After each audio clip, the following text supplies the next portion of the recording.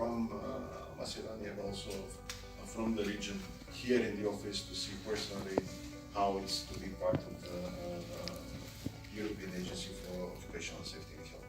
So thank you again for having us here, and we know that you will do your best to present the agency in the best light. Finished the national studies that I still bring for to Sveto, and that's I believe can make also the agency, because it was a reflection from the 89391 the framework directive.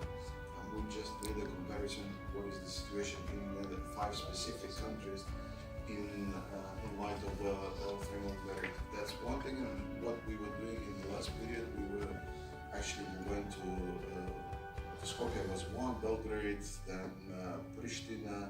We also made a visit to the Minister's Cabinet to present the study, which was in a very good, I would say, step forward. What are you doing about dangerous substances or about noise? They say, oh, we've given earplugs or we've given a mask. Fine, but that's not actually complying with the law.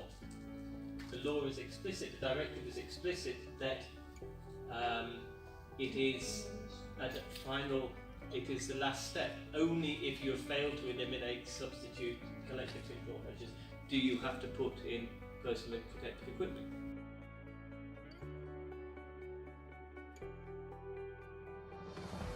The main principle was we are not doing something for specialists. We are not the European Chemicals Agency.